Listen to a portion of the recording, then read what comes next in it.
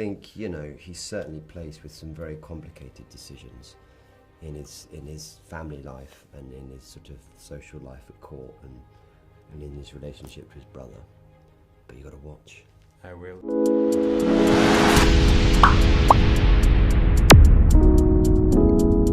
And how fun is it to play a bad guy such as Daemon?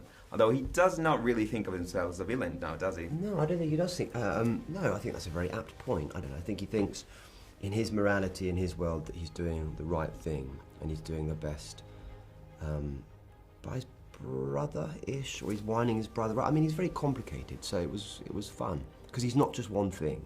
He's a million things wrapped up in a box. Speaking of flawed characters, I would say that Viserys is a textbook case anti-hero. Now, how did you get into his mindset? No, all you've got to do as an actor is believe what's there on the page, you know. So it wasn't a massive stretch to get into any sort of particular mindset. You know, you just got to do it with conviction. So. And I mean, throughout episode 1, we see Viserys making some, I would say, questionable choices, but I guess those stem from his role as a sovereign, right? Yeah, as a king, and also his denial. He fancies himself as being a dreamer. He's had this vision himself of a son, and he's very, very sort of committed to that. And so he throws a giant tournament, and everybody can come and enjoy it, and he will have a son, but it all backfires on him, and he's not a dreamer.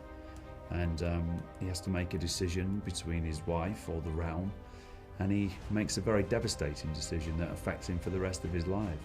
When it comes to Daemon and Viserys and their relationship, it feels like this show is a lot more Shakespearean than Game of Thrones. Ultimately, this is a tragedy of a house that came undone. Yeah. And also, did your theatre background come in handy?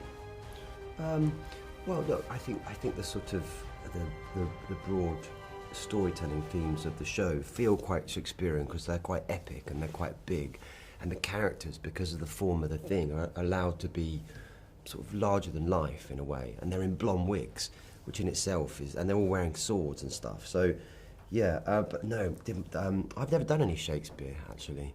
I'd quite like to though. Have you? Yeah, you've done Macbeth, haven't you? Yeah, I was Banquo. Yeah. So this was pretty much written in. This the was stars. a given. It was written in the stars. That's wonderful.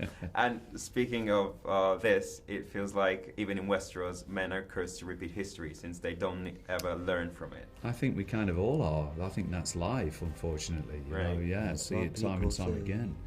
No matter how hard you try, there's pieces of your ancestors that travel down through, and they're there in you, you know, and part of your life story is trying to break through all that and redefine it in some way, but there's always a trace of it. Absolutely. Now, do you think that Daemon's betrayal, I mean, what we're trying to see in the first episodes, is going to actually happen, or will he ultimately make the right choice? I think, you know, he's certainly placed with some very complicated decisions in his family life and in his sort of social life at court and in his relationship with his brother. But you got to watch. I will. Now in episode 1 we see a lot of graphic scenes from balls being chopped off to a harrowing C-section, and I was wondering, how do you think the gore element in House of the Dragon is any different from Game of Thrones? I think there's some, you only got to look at the Red Wedding to see that was the first sort of shocking moment in that show where you just and that set the precedent for, I know there was Ned Stark in the first series, but you kind of really were like, oh, nobody's safe. Nobody knows what's going on here. This is crazy. But I think they were, you know, if you look back in our own histories, you know, from anywhere in the world, Europe, this brutality was a thing. You know, it's been a part of our history for a very, very long time.